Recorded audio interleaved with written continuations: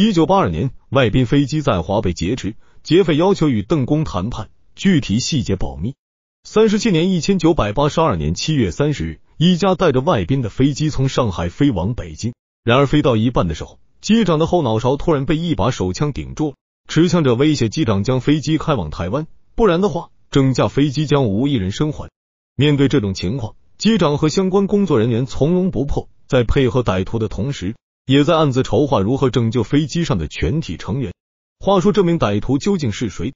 居然如此胆大妄为，这架飞机最后又面临着怎样的结局呢？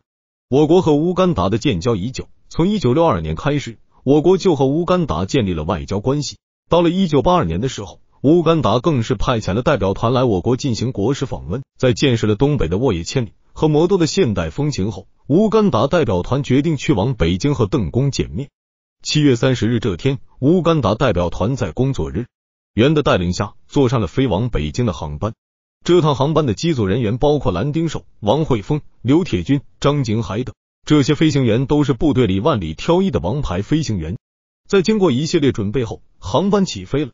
在飞行过程中，王贵峰和刘铁军因为要处理机舱事宜，所以相继走出了驾驶室。此时驾驶室里只剩下机长蓝丁寿和副机长张景海二人。就在机长聚精会神的驾驶飞机时，突然听到驾驶室的舱门被反锁了。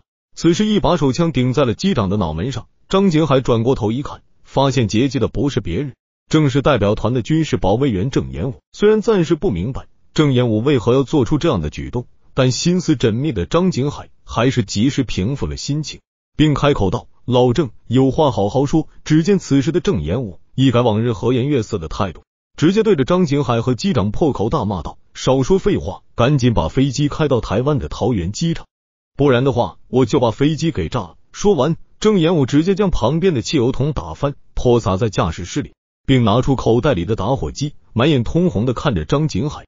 张景海吓得赶紧让郑延武冷静下来，机长也按照郑延武的说法，将飞机调转的航向往台湾方向飞去。1982年，外宾专机在华被劫，疯狂的劫匪要求与邓公谈判具体细节，保密37年。此时，王贵峰正准备前往驾驶室看看情况，没想到刚一走到驾驶室门口，就看到了一个人拿着手枪和打火机。意识到不对劲的王贵峰赶紧通知总参外事局的沈副局长，让他将外宾给调到尾舱，随后通知最近的地面控制中心，让他们做好接机准备。这时候，郑延武突然对着张景海大吼，说是想要和邓公谈判。王贵峰在得知劫匪的这个要求后，将事件报告给了邓公。邓公听到外宾飞机被劫，勃然大怒，冷静下来后，让王贵峰他们不要激怒歹徒，在保护外宾安全的前提，下尽最大的努力将歹徒制服。接到邓公的指令之后，王贵峰从消防器材箱里拿出了一把消防斧，快速来到驾驶室门口等待时机。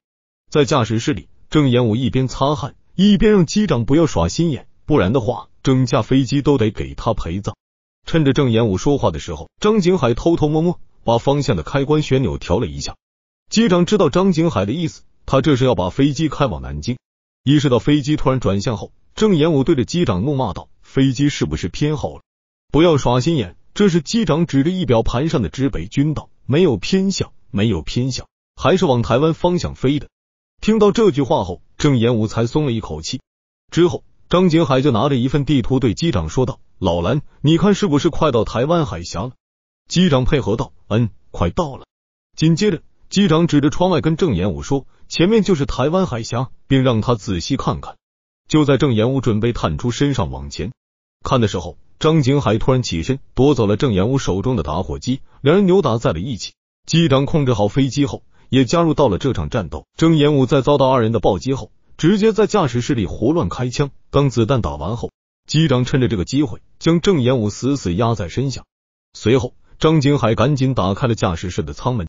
此时的王贵峰早在外面等候多时，只见他拿着消防斧直接冲进驾驶室，将郑延给一斧子劈死了。自此，航班危机终于解除。1982年，外宾专机在华被劫，劫匪要求与邓公谈判，具体细节保密37年才曝光。制服歹徒后，机组人员赶紧将飞机迫降至南京的机场。由于这起事故自始至终都发生在驾驶室，所以坐在尾舱的外宾们丝毫没有注意到这起事故的严重性，他们还以为是由于天气原因所以才迫降了。这件事过后，国家赶紧对郑延武进行调查。原来早在几个月前，郑延武就跟台湾的国民党联系上了工作人员，在他的住宅内发现了大量的国民党介绍信和其他机密文件。国民党方面的意思是，如果郑延武此次将飞机解往台湾，那他过去以后就能获得一个比较高级的职位，所以此次劫机事件就相当于郑延武的投名状。